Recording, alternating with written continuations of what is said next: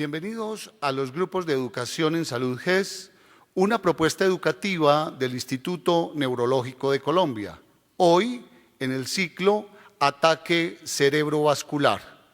La primera conferencia de este ciclo se titula Infarto cerebral, ¿se puede reconocer y tratar a tiempo? Esta conferencia está orientada por el doctor César Augusto Franco. El doctor César Augusto Franco es médico y cirujano de la Universidad del Valle, médico neurólogo de la Universidad de Antioquia, es docente universitario, coordinador del programa de neurología de la Universidad CES y es el director y coordinador de la Unidad de Ataque Cerebrovascular del Instituto Neurológico de Colombia. Buenos días, muchas gracias por la presentación. Es un gusto tenerlos a todos ustedes aquí. Vamos a hacer algo que estamos obligados todos los entes de la salud y quienes trabajamos en esta entidad que es el ataque cerebrovascular, que es educar principalmente a la comunidad y en adelante a todos los actores en este proceso de una cadena de sobrevida que es el ataque cerebrovascular. Vamos a comenzar con definiciones. ¿Qué es el ataque cerebrovascular? El ataque cerebrovascular es un déficit, un problema, unos síntomas neurológicos que se presentan de manera repentina o súbita debido a una alteración en la circulación cerebral. Este puede ser isquémico, que es el mismo infarto o lo que se llama comúnmente como trombosis, o hemorrágico, que es lo que la gente denomina derrame cerebral. El infarto cerebral, que es el más frecuente de hecho, 80 de cada 100 ataques cerebrovasculares son infarto o trombosis cerebral. Este se debe a la falta de riego sanguíneo a una zona del cerebro, porque se tapa una arteria. Las arterias son los vasos, eso es como la tubería pues, que lleva el agua, pero en este caso lleva la sangre. Al taparse, al obstruirse esta circulación, deja de llegar a esa zona del cerebro glucosa, que es azúcar, que es el alimento que requiere el tejido cerebral, y oxígeno, que es la oxigenación, los metabolismos adecuados de esa zona del cerebro. Dependiendo de la zona del cerebro afectada, se van a ver los síntomas. Aquí vemos cómo una arteria se puede ver tapada por colesterol, es una placa de diferentes sustancias anómalas que se van acumulando, van estrechando, y al estrecharse del todo, pueden hacer que una zona del cerebro, al dejar de llegarle sangre, presente los síntomas del ataque cerebrovascular. La hemorragia cerebral, menos frecuente, es el mismo derrame cerebral, se debe a la ruptura, la salida de sangre, porque se rompe uno de esos vasos, una de esas tuberías se rompe en su transcurso para llegar la sangre al cerebro, y esa sangre se dispersa, se riega en el cerebro o en los espacios alrededor de él. Este es menos frecuente. Los síntomas entre uno y otro son indistinguibles realmente. Igual es un déficit neurológico. Deja de funcionar una zona del cerebro dependiendo de la zona que se ve afectada por la isquemia o por la hemorragia. Pero, ¿qué tan impactante es este ataque cerebrovascular? Es una condición bastante grave. Se dice que es la primera causa de discapacidad en el adulto. Toda persona adulta está en riesgo de tener un ataque cerebrovascular y especialmente en algo que llamamos los factores de riesgo. Esos factores de riesgo son mayor edad, mayor de 50 años, si sufre de hipertensión arterial, si sufre de diabetes, si es fumador, si no hace ejercicio, si es obeso, son los que llamamos factores de riesgo. Lo lógico que estos factores son más frecuentes con la edad mayor, entonces es un mayor riesgo. También es la segunda causa de demencia después de la enfermedad de Alzheimer. Es una condición que afecta en el mundo a 22 millones de personas cada año. Y se dice, 800.000 de estas personas suceden en Estados Unidos con un ataque cerebrovascular. 5 millones de estas personas mueren y otros 5 millones quedan con discapacidad permanente, discapacidad que puede ser limitante para todas sus actividades, requerir del apoyo de otros, problemas para hablar, para expresarse, para mover, para pensar, problemas de la memoria, todo eso y algunos incluso puede llevarlos a la muerte. Como ya les había dicho, las manifestaciones son, dependiendo de la zona del cerebro que se vea afectada, no son diferenciables entre la trombosis o el derrame, entre el infarto o la hemorragia cerebral. Esta diapositiva tal vez es la más importante y la que quiero que quede en la mente de todos los que están viendo este programa. Los síntomas y signos ante los cuales sospechar que esté sucediendo un ataque cerebrovascular. Tienen en común todos la palabra súbito. Súbito es repentino, de repente, de sopetón, de un momento a otro. Que sucedan síntomas neurológicos. ¿Cuáles síntomas neurológicos? Entonces, debilidad o dificultad de fuerza o pérdida de fuerza completa de una parte del cuerpo, generalmente si es en un solo lado, brazo, cara, pierna, especialmente si es en un solo lado. Súbita confusión mental de un momento a otro, que se confunda para pensar, que se confunda para hablar o entender las cosas o lo que se le está diciendo. Súbita dificultad para ver por uno o ambos ojos. Súbita dificultad para caminar, mareo o inestabilidad. Y repentino o súbito dolor de cabeza, especialmente si es el peor dolor que se haya llegado a sentir y sin historia antes, sin tener antecedentes de dolores de cabeza. Porque la migraña, por ejemplo, es muy frecuente y son dolores de cabeza muy fuertes. Pero si se conoce que se tienen, pues lo más seguro es que sea una crisis de migraña. Pero si no se ha sufrido y se tiene un dolor de cabeza súbito, repentino, o incluso siendo migrañoso, un dolor el más fuerte que se haya sentido en la vida, puede estar cursando con un ataque cerebrovascular.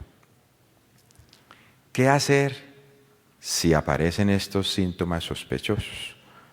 Así como se presenta de manera súbita o repentina, también de manera repentina, aguda, inmediata, se debe consultar o procurar atención médica.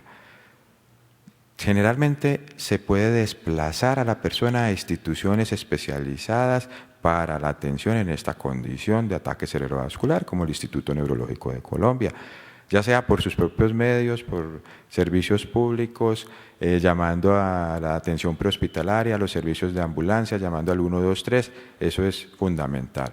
En esta condición, en el ataque cerebrovascular, minutos perdidos es cerebro perdido. Si se pierde tiempo, se pierde cerebro, porque en la condición que se llama el infarto cerebral, en la trombosis cerebral se puede hacer algo, pero contamos con pocas horas, pocos minutos para poder hacer ese algo. Tiempo perdido es cerebro perdido, no se les olvide eso.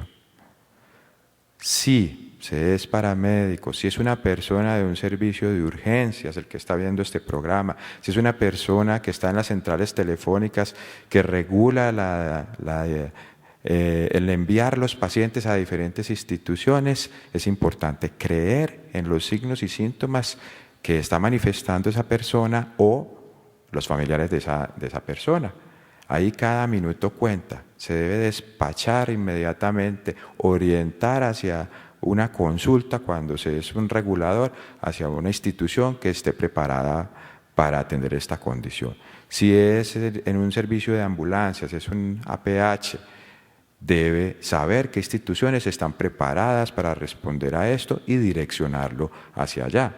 Y si se es un médico general, generalmente llega la persona al primer nivel de atención, a la atención primaria que le corresponda por su sistema de salud, su EPS o su unidad intermedia, debe aprender a identificar, debe creerle que estos síntomas neurológicos repentinos o súbitos pueden ser un ataque cerebrovascular y debe rápidamente orientarlo a una institución especializada que pueda atender esta condición. Recuerden que tiempo perdido es cerebro perdido. Cada minuto cuenta.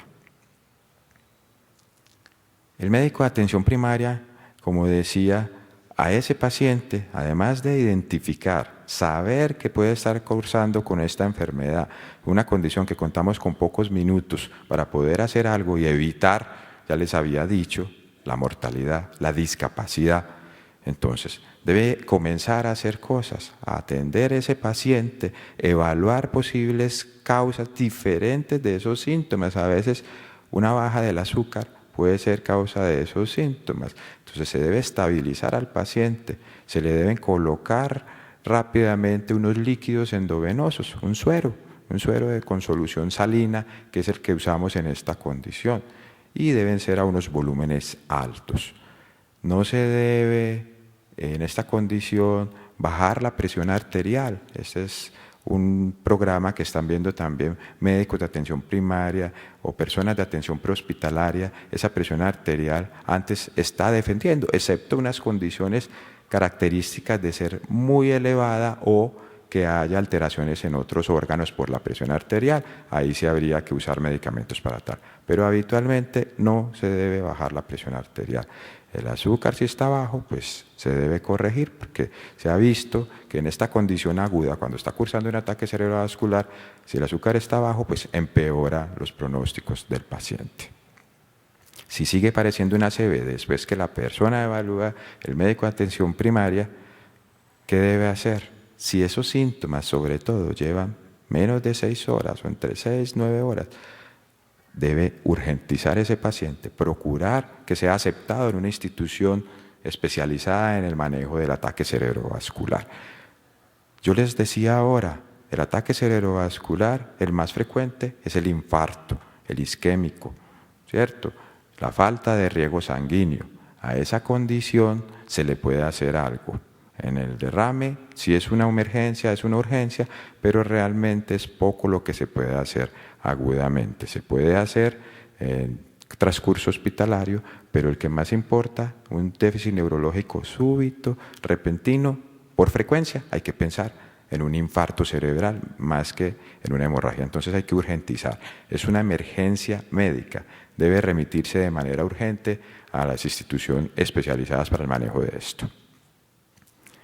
El médico general, como les decía, comienza el tratamiento adecuado. Este paciente debe estar en reposo.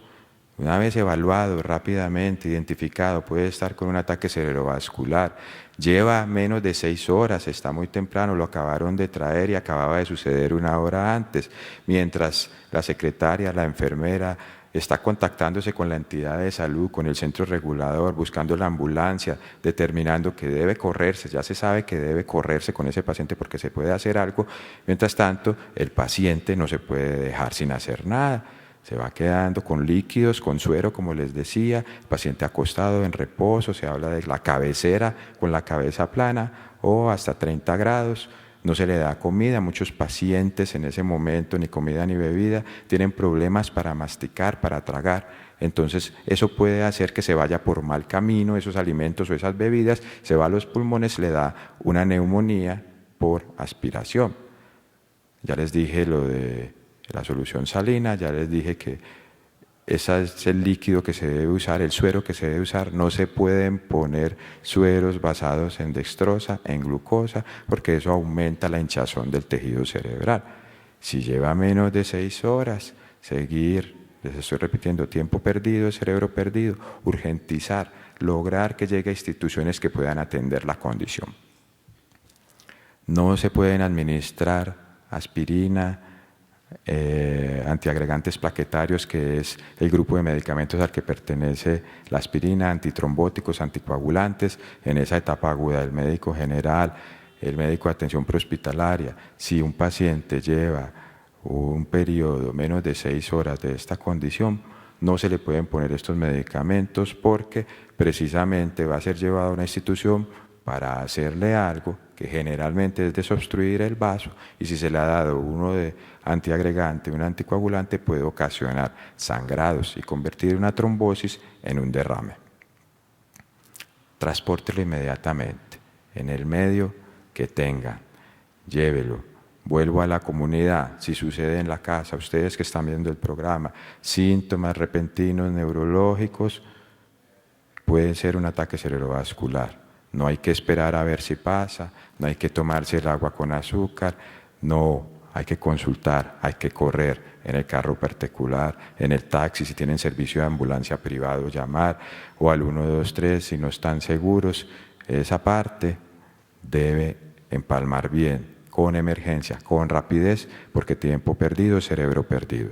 Sea en cualquier medio de transporte, llévenlo a una institución especializada. Cuando llega a estas instituciones, como el Instituto Neurológico de Colombia, desde que es comentado o digamos que llega espontáneamente, es llevado por el servicio de ambulancias, por el servicio de atención prehospitalaria, o es comentado telefónicamente por una central de regulación, se activa una alarma, un código de ataque cerebrovascular, un código de ACV agudo. Nosotros en la institución, en el Instituto Neurológico de Antioquia, hemos acuñado el término de paciente en ventana terapéutica. Ventana terapéutica es ese periodo de tiempo que generalmente es restringido a las 6 horas para poder hacer algo, para poder desobstruir el vaso sanguíneo que ocasiona el infarto cerebral. Entonces, en el Instituto Neurológico avisan que un paciente lleva unos síntomas neurológicos de repentina aparición, activamos un código de ventana terapéutica. Se moviliza toda una serie de personal dirigido a eso. El médico de urgencias, el especialista en medicina de urgencias o el médico general activa ese código. Las enfermeras están preparadas, avisan al neurólogo que está disponible o de turno o en presencia, avisan al grupo de intervencionismo, que son médicos más especializados por si de pronto el paciente requiere un cateterismo, ya les voy a explicar qué es eso, pero así como desde el sitio de donde llega primero el paciente, el médico general, el médico de urgencias va haciendo cosas también, mientras se desencadena toda esta secuencia de hechos que lleven a un buen desenlace en los pacientes. Entonces, está atento con el reposo, con los sueros, con volver a evaluar a ver si sigue padeciendo un ataque cerebrovascular o si hay otra causa que pudiera explicar síntomas. A veces una migraña puede ser confundida con, a veces puede ser una baja del azúcar, a veces puede ser un episodio convulsivo, una especie de ataque epiléptico. Entonces es cerciorarse de, mientras tanto se está movilizando alrededor enfermería, tomando muestras de laboratorio que van a ser analizadas de manera urgente, se toma un electrocardiograma, se está alertando o ya ha estado alertado previamente el equipo de imágenes diagnósticas, la tomografía o la resonancia magnética. En nuestra institución clasificamos el paciente con resonancia magnética. Está libre el equipo para que el paciente, después de una evaluación rápida por el médico de urgencias, y generalmente ya está ahí el neurólogo, es metido a la tomografía o al resonador, porque lo más importante es efectivamente confirmar que se pueda estar cursando con un ataque cerebrovascular y sobre todo descartar otras posibles causas. A veces puede suceder que los síntomas son dados por un tumor cerebral que presentó un sangrado, o a veces puede ser un sangrado, y en ese, siendo una emergencia y una urgencia, no hay por hacer inmediatamente un procedimiento para llevar a un mejor desenlace. Sí se hacen cosas, pero no es de los procedimientos inmediatos que cuente con poco tiempo. Entonces, una vez obtenida la imagen cerebral, una tomografía o una resonancia, se debe definir. Incluso está en esa cadena de sobrevida que yo les hablaba establecido, que el tiempo entre que el paciente transpone o pasa las puertas o llega a la institución hasta que se toma una decisión de decir, este paciente sí le podemos hacer algo, no debe ser mayor a 1 hora. Nosotros, en una casuística, nuestros pacientes en el Instituto Neurológico de Colombia, en la casuística que tenemos para esta condición, hemos logrado 52 minutos en promedio en 20 pacientes a los que se le ha administrado un procedimiento, un medicamento que desobstruye el vaso. Se llama fibrinolisis o trombolisis. Es importante. El medicamento que se usa, que es el activador, el plasminógeno tisular, un nombre complejo, pero lo que hace es romper el coágulo. Ese medicamento está en el POS. Desde enero de este año fue uno de los medicamentos ingresados al POS. Las políticas gubernamentales también y el trabajo mancomunado de quienes trabajamos en ataque cerebrovascular y la propia industria farmacéutica ha logrado que ese medicamento, porque todos conocemos las limitantes del sistema de salud con ciertos medicamentos, e incluso si no estuviera en el POS, ¿qué se hacía antes? Igual es una emergencia médica, y como emergencia médica merece atención independiente de POS o no POS. Entonces esta fibrinolisis no solo se hace con el medicamento, no solo se hace con un medicamento puesto por la vena que va a llegar al coágulo en el cerebro y lo va a disolver. No, también se puede hacer por métodos mecánicos, por cateterismo, es meter una especie de manguerita por las arterias, generalmente en la ingle, y van viajando por toda esta tubería hasta llegar a la tubería que está tapada en el cerebro, hasta la arteria que está tapada. Y se puede extraer por medios mecánicos, con una manguerita también, una especie de sacacorchos, extraer el coágulo, el trombo que está tapando, o se puede allí mismo inyectar un medicamento como el que se usa venoso, o generalmente es ese mismo, el activador del plasminógeno tisular, que puede hacer que allí, en la misma arteria tapada, se disuelva ese coágulo, o se puede hacer combinación de las dos, se inyecta el líquido. Si no es, o el medicamento, si no es efectivo, se puede extraer con medios físicos, medios mecánicos. Lo más importante, y por eso está subrayado en rojo, los resultados son mejores si se hace más temprano. Sabemos que la tal ventana terapéutica para procedimiento venoso, para poder poner la medicación por la vena en el infarto cerebral, va hasta las 6 horas. Tradicionalmente, desde 1995 que este medicamento fue aceptado por la administradora de medicamentos en Estados Unidos, inicialmente eran 3 horas. Con estudios de muchos pacientes a nivel europeo, americano, ese periodo de tiempo durante el cual se benefician los pacientes se ha ido extendiendo, porque esa es una de las grandes limitantes, el tiempo. Hasta en 2008, se extendió ese tiempo de ventana terapéutica hasta 4.5 horas, 4 horas y media. Y ahora, en un reciente estudio de 2012, un estudio europeo de muchos pacientes, ya se dice que les puede ir bien hasta las 6 horas. Pero eso no nos puede llevar a excesiva confianza. Entre más temprano se haga, menos cerebro ha sufrido y mejores resultados se van a obtener. No es que nos confiemos desde medicina general o desde el paciente, pasando por servicios prehospitalarios, pasando por medicina general. No, igual contamos con 6 horas. No, no se trata de eso. Todo es emergencia, es correr. Cada minuto que se pierda son millones de neuronas que se están perdiendo. Recuerden que tiempo perdido es cerebro perdido. Esos procedimientos, esta fibrinolisis, puede hacerse también arterial, como les decía, por cateterismo. Ahí se extiende un poco esta ventana terapéutica. Para esos procedimientos se puede extender hasta 9 horas, algunos dicen que hasta 12 horas, pero eso está menos delimitado por la evidencia científica, aunque en instituciones como la nuestra lo hacemos. O incluso en menos de 6 horas también puede estar indicado si es una arteria grande, un vaso muy grande el que está tapado. ¿Por qué? Porque eso es más difícil que se disuelva solo con el medicamento puesto por la vena.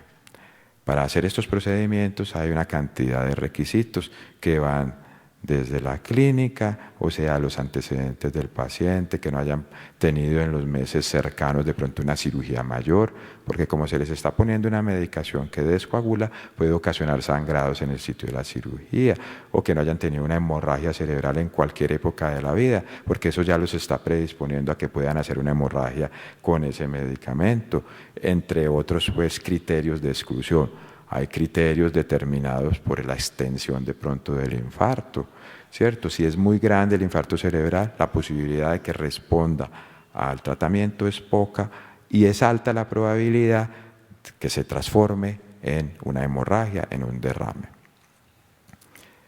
En instituciones como la nuestra, ¿qué pasa después que se hace el procedimiento o incluso qué pasa en los pacientes que no llegan en ese periodo de ventana terapéutica? Se hace una aproximación racional a la condición, un tratamiento, porque a pesar que no se haga un tratamiento hiperagudo, y me refiero a hiperagudo con el que lleva a tratar la causa de los síntomas, o sea, desobstruir el vaso, porque llegan en un tiempo fuera de esas ventanas o porque tienen criterios de exclusión para poder hacer esos procedimientos. Entonces, todo paciente va a recibir tratamiento de acuerdo a las condiciones que tenga.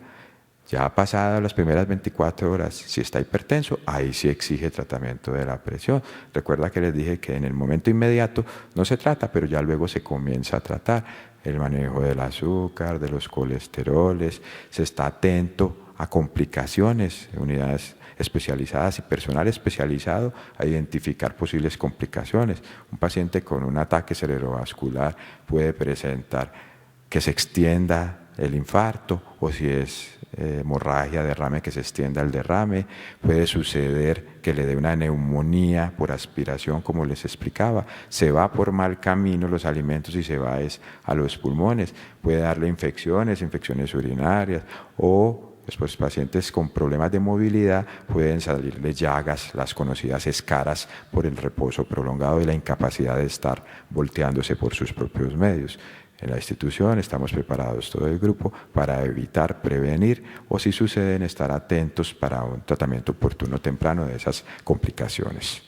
Se hacen exámenes buscando la causa, se busca por qué sucedió el ataque cerebrovascular. Yo les hablaba de factores de riesgo, más esos contribuyen, suman, pero no son exactamente la causa. La causa puede ser que en el paso de esta tubería, de estos vasos arteriales por el cuello, esté muy tapado, esté muy obstruido, lo que les mostraba en esa imagen, no solo ahí a nivel del propio cerebro, sino en todo el trayecto desde el corazón.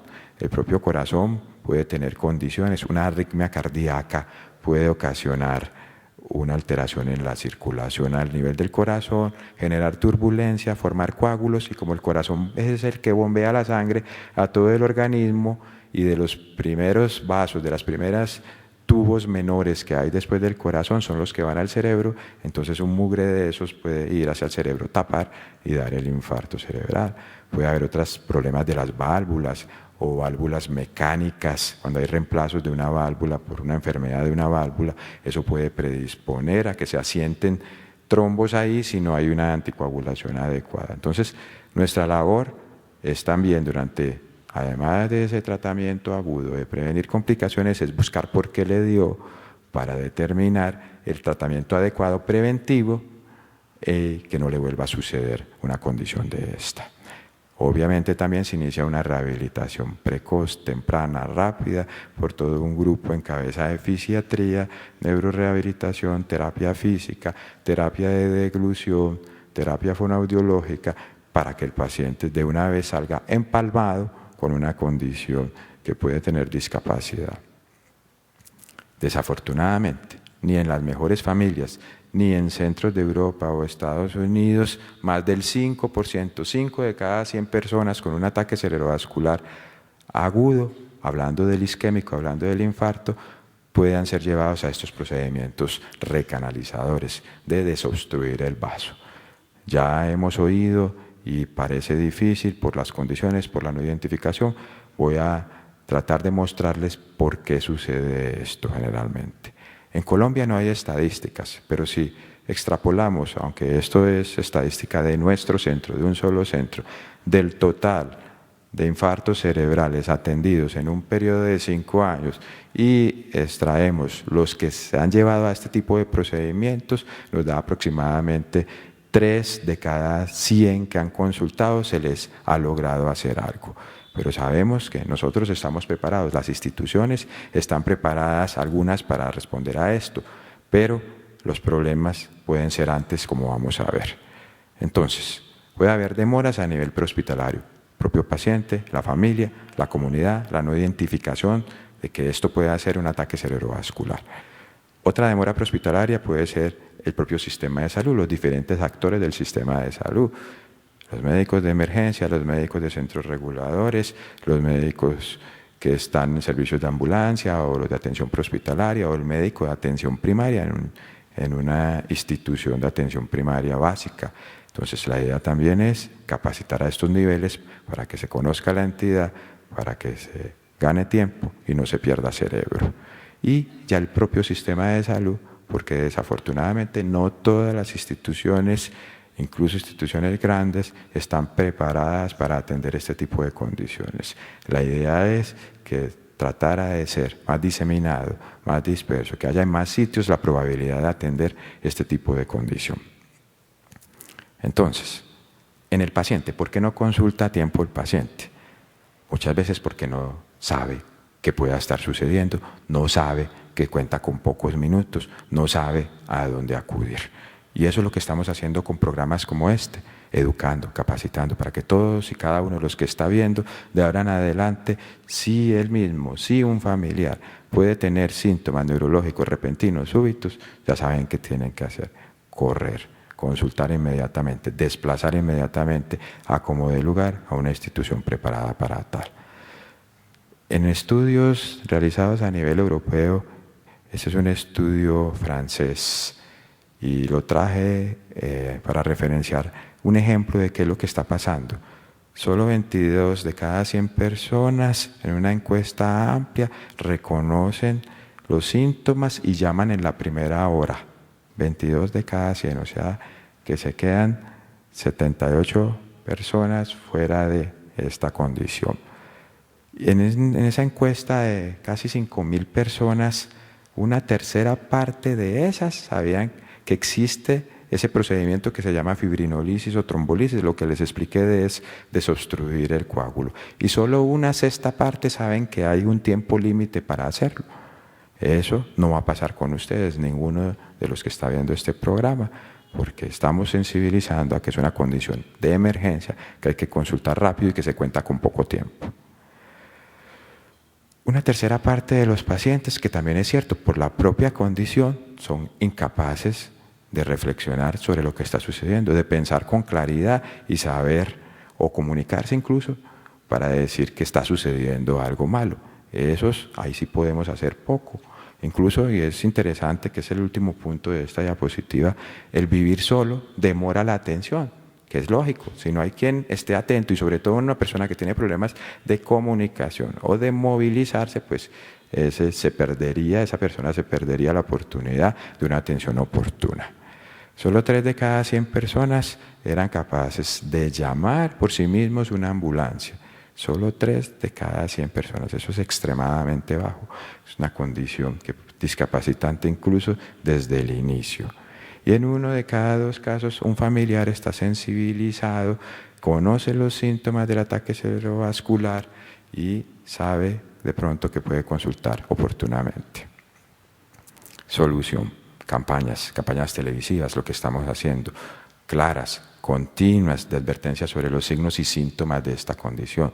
Podemos hacer que más comunidad, que más cualquiera de ustedes, Dios no quiera, les está presentando, o su familia, consulten oportunamente, sabiendo que es una condición de emergencia, que tiempo perdido es cerebro perdido.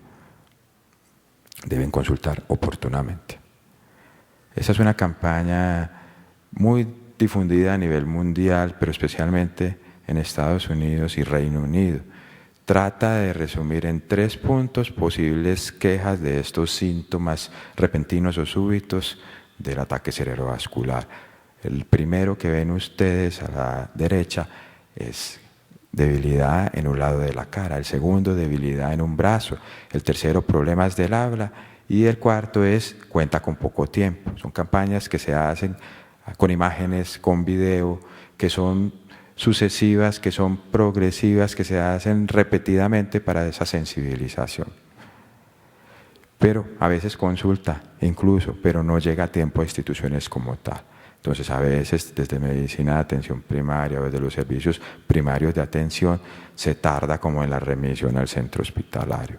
Se debe educar, eso es parte también de lo que estamos haciendo, porque esta educación no es solo para comunidades, también para las personas de atención primaria, atención prehospitalaria, atención en los centros primarios como medicina general.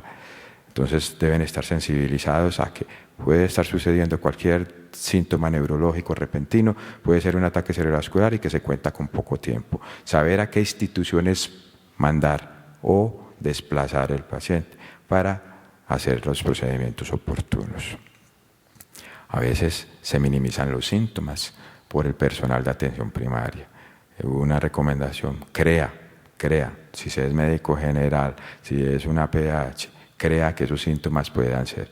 Es mejor más adelante que la institución, que nos llegue a nosotros al Instituto Neurológico de Colombia, digamos, no hombre, eso era una baja del azúcar, eso era otra cosa, pero se hizo todo el ejercicio, porque así como pudo ser la condición que sí amerita un tratamiento oportuno. Entonces, educación es la clave a todos los niveles. A veces incluso consulta y se envía tiempo, pero hay pocos centros preparados para eso. Entonces, se habla que 30-50% de las llamadas identificadas como una ACV pueden no ser enviados a la institución adecuada para tratar esta condición.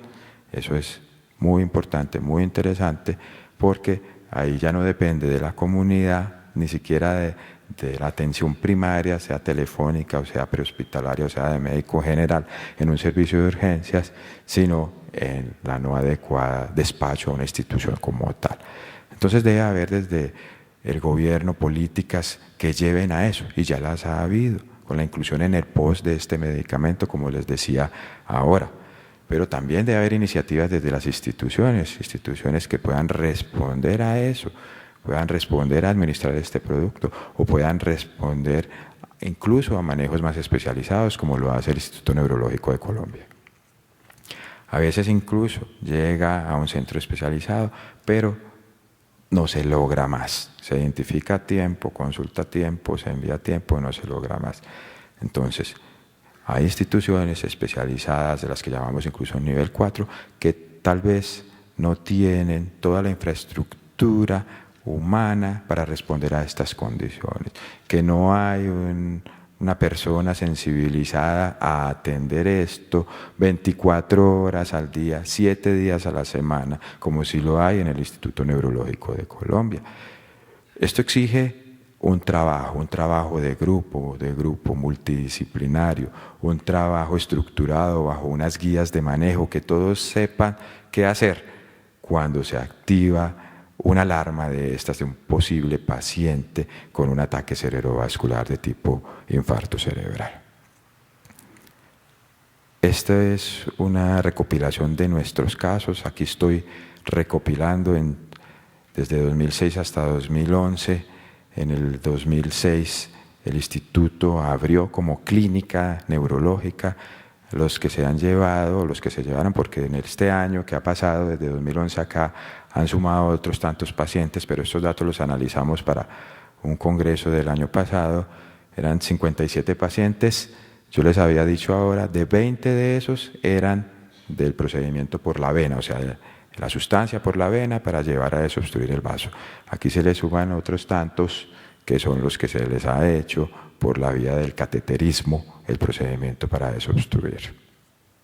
Entonces, entre estos 30 eran mujeres, el promedio de edad 63 años, no son tan mayores como pueden verlo, 37 por el cateterismo, como les decía, 56%, que esto es lo bonito, esto lo va a mostrar, o sea, más de la mitad de esos pacientes quedaron autónomos, funcionales, independientes, con limitaciones si fueron mínimas, nada que les impidiera hacer sus actividades, valerse por sí mismos, bañarse, vestirse, ir al baño, todo ese tipo de cosas, pensar incluso. Y a 3 meses esa cifra se elevó hasta 70 de cada 100 de estos pacientes. Entonces, incluso la mayoría de los que se administró por la vena, eso es muy importante. O sea, son procedimientos que si se hacen a tiempo, dan buenos desenlaces, menos discapacidad y algo que nosotros evaluamos que es dependencia, autonomía. Eso es importantísimo. Quiero finalizar con un caso de la vida real, un caso exitoso, como para tratar de enmarcarlos en la condición. Ojalá, ya vimos, ni en las mejores familias, ni en Europa, ni en Estados Unidos, solo 5 de cada 100 llegan a esto. Si nos basamos en la estadística nuestra de todos los ataques cerebrovasculares isquémicos o infartos cerebrales que han llegado al instituto en todo este tiempo, se han hecho más o menos 3 de cada 100, que es desafortunado. Ojalá llegaran muchos más. Este es el caso de una señora de 50 años. Es gordita, tiene presión arterial alta, tiene una arritmia cardíaca que se llama fibrilación auricular, que ya se sabe es un factor de riesgo claro para que le dé una trombosis cerebral. a las 10 de la mañana de cualquier día presenta una repentina imposibilidad para mover el lado derecho del cuerpo y para expresar su lenguaje. La hija reconoce que puede estar sucediendo un ataque cerebrovascular y rápidamente llama a ambulancia. En ese momento son las 10:22, han pasado 12 minutos. Asiste a un servicio de ambulancia de manera oportuna y rápida, pues el radiooperador estaba sensibilizado, sabe que puede estar sucediendo un ataque cerebrovascular. Llegan a las 10:45 am. El paramédico que llega corrobora, sospecha en su evaluación que sí es un ataque cerebrovascular, notifica al Instituto Neurológico de Colombia que se va a desplazar con un paciente con un probable ataque cerebrovascular isquémico. Son las 10:57. En la institución se activa lo que yo les había explicado, el código ataque cerebrovascular o paciente en ventana terapéutica. 11:05 entra la llamada, ingresa el paciente a las 11:20 a la institución, lleva 1 hora 20 minutos, 1 hora y 10 minutos después del inicio de los síntomas. Inmediatamente todo el grupo se desplaza a enfermería, le está colocando líquidos, le está tomando las muestras de laboratorio, el neurólogo está evaluando, caracterizando la severidad de la condición. Es llevada inmediatamente al estudio de imagen. Yo les había dicho que en la institución de entrada hacemos resonancia magnética porque nos permite definir mejor, caracterizar mejor y seleccionar mejor los pacientes para tal. No se trata de explicar estas imágenes ampliamente, pero en la imagen de la mitad lo que ven en rojo es el área en riesgo del infarto cerebral. En la que ven ustedes a la derecha, que realmente por las condiciones de luz no se ve muy bien, hay un área solo pequeña, ya infartada, que eso es muy importante, pero toda la otra, la que está en rojo en la imagen de la mitad, está en riesgo de infartarse si no abrimos el vaso sanguíneo que se ve en la de la izquierda. Ahí donde les señalé, si ustedes comparan los dos lados, que es fácil, ese es el lado bueno, y ese es el lado tapado. Ahí hay un trombo, está obstruyendo. Si no destapamos eso oportunamente, el infarto puede llegar a ser de estas magnitudes. De la resonancia sale a las 11:45, se toma una decisión de realizar la fibrinólisis o la trombolisis, después de explicar abiertamente a la familia. La paciente en ese momento tiene problemas del entendimiento del lenguaje, se le explica a la hija los beneficios, los riesgos, lo que puede suceder, para qué se hace, a las 11:50, y se inicia el medicamento 5 minutos más tarde. Han pasado 1 hora y 45 minutos desde que le comenzaron los síntomas. Se pone el medicamento, inmediatamente es trasladada a una unidad de cuidados especiales o de cuidados intensivos donde van a estar atentos a lo que les decía, a la posibilidad de complicaciones, a la posibilidad de hacer exámenes, a la posibilidad de estudiar el por qué le dio y definir posteriormente cuál es el mejor tratamiento para evitar que le vuelva a dar. Termina el medicamento 1 hora después, este medicamento se pone en 1 hora, mejora los síntomas a las pocas horas, a las 24 horas está normal, como cualquiera de ustedes, hablando, moviendo sus extremidades. Recuerden que tenía un problema para expresarse y de la fuerza completa en el lado derecho del cuerpo. 24 horas después está en una sala de hospitalización general y es hospitalizado otros 5 días para terminar los estudios, definir cuál es su mejor tratamiento para evitar que le vuelva a dar. En este caso, lo más seguro es que haya sido por la arritmia que ya sufría, que es la fibrilación auricular. Se va anticoagulada para prevenir que esa fibrilación auricular forme coágulos, trombos que viajen de nuevo al cerebro y le vuelva a suceder una condición de esta. Autónoma, funcional, independiente, con su capacidad de pensar, de entender y de expresarse completamente bien. Puede trabajar, dedicarse a las actividades que se dedica y, como les decía, debe cumplir con tratamientos para prevenir que vuelva a suceder. Entonces, no olvidemos, es una emergencia a cualquier nivel. En la comunidad, el posible paciente, la familia alrededor del posible paciente, los médicos de atención primaria, los servicios prehospitalarios, los centros reguladores, es una emergencia discapacitante y mortal. Si se consulta a tiempo, se puede hacer algo. Recuerden que tiempo perdido es Muy bien. Esos son los signos síntomas, recuerden, repentinos, súbitos, síntomas neurológicos, puede ser un ataque cerebrovascular. Contamos con pocos minutos, pocas horas, y entre más temprano se haga la intervención, les va mejor, a pesar de los tiempos en que se ha ido extendiendo este periodo de intervención. Muchas gracias.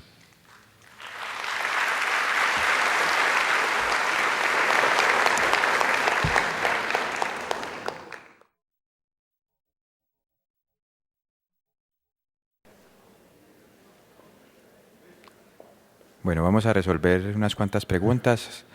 Muchas gracias por las preguntas. Hay unas preguntas muy interesantes, hay algunas bastante elaboradas que, digamos, para el programa que estamos realizando, si quieren posteriormente en cualquier consulta o por medios electrónicos podemos dar respuesta a esas. Quiero que entiendan que es un programa de la comunidad, entonces vamos a tratar de establecer la respuesta más útiles para la comunidad también. Y adicionalmente, en los diferentes programas subsecuentes que vamos a tener sobre la condición, la gran mayoría de las que me enviaron se van a responder, como en la prevención, como en lo del derrame cerebral. Eso es muy importante que lo tengan en cuenta. Son demasiadas, vamos a tratar de escoger algunas. Dice, independientemente de la EPS que se tenga, cuando se sospeche una ACV, se puede acudir al Instituto Neurológico de Colombia. Si soy coherente con lo que les dije en la exposición, eso es una emergencia médica que debe sobrepasar límites de entidades de salud, de medicamentos, de inclusiones en el POS. Es una emergencia médica.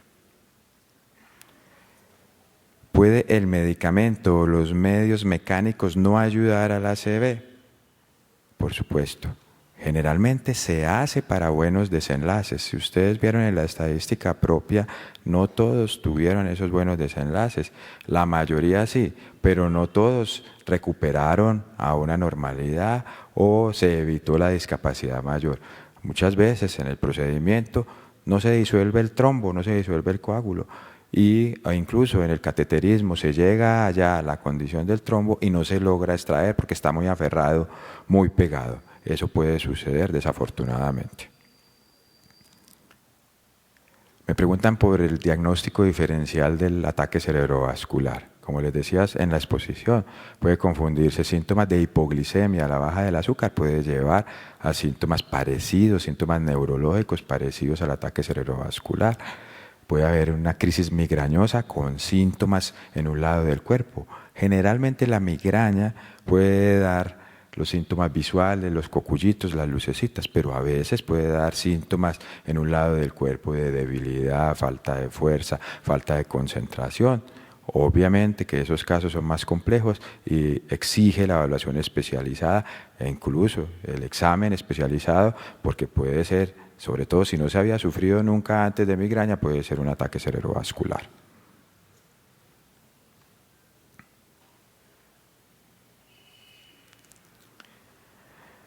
¿Por qué el anticoagulante no se puede usar como un medicamento común?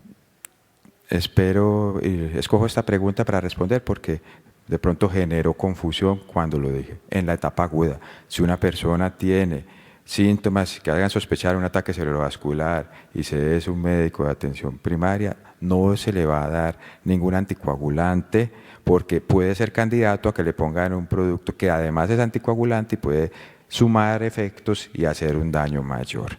No se trata de que no se puede usar como medicamento común. De hecho, son los medicamentos, todo paciente, después de pasada esta etapa aguda de obstruir el vaso, o los que no llegaron en esa condición después de hacer un estudio, van a salir con un medicamento antitrombótico o anticoagulante, sea ácido acetilsalicílico, la conocida aspirineta, o un anticoagulante, que ya hay varios pues en el mercado. No es que no se pueda usar, digo en la etapa aguda, si está en los periodos de ventana terapéutica.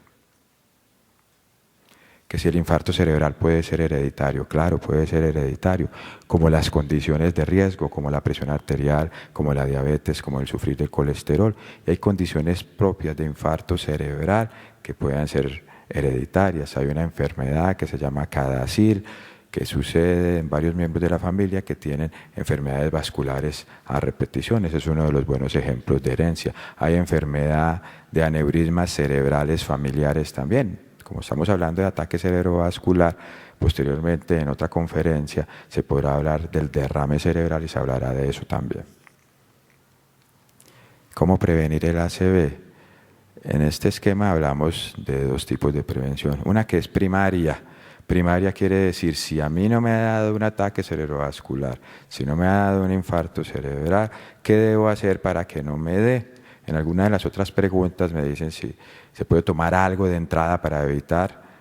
Realmente lo que se debe tomar es lo que se prescriba para las condiciones de riesgo. Me explico, si se es hipertenso, controlar la presión y de buena manera. Si se es diabético, controlar la diabetes. Si se sufre del colesterol, controlar el colesterol. Si se es obeso, pues bajar de peso. Si es sedentario, hacer ejercicio. Si fuma, evitar fumar. Si toma mucho licor, pues disminuir ese consumo o evitar ese consumo de licor. Esa es la manera de prevenir un ataque cerebrovascular. Y el otro concepto es la prevención secundaria. Cuando ya ha sucedido un ataque cerebrovascular, ¿qué hay que hacer? Generalmente es lo mismo, pero ahí ya se suma, basado en un estudio de por qué dio el ataque cerebrovascular, un tratamiento dirigido a ese por qué. Si está obstruida una arteria en el cuello, se puede desobstruir con una terapia, haciendo cateterismo también, desobstruyendo, pero ya no para la parte aguda, sino para prevenir que no le vuelva a suceder, mandando antiagregantes como el ácido acetilsalicílico o anticoagulantes en condiciones de problemas cardíacos, como una arritmia cardíaca, como trombos dentro del corazón, como válvulas cardíacas dañadas, se usa un anticoagulante. Cuando a una persona se le voltea de un momento a otro la boca, es un ACV, pudiera ser un ACV. En esta condición es inmediato que se deba consultar. Es una emergencia, puede estar cursando con un ACV. Tiene más valor cuando esa volteada de la boca se suma a síntomas en el brazo del mismo lado. Eso es más probable que aún que todavía sea un ACV. Pero para responder claramente a esta pregunta, si un momento a otro se voltea la boca, pues consulte, puede ser un ACV. Muchas gracias.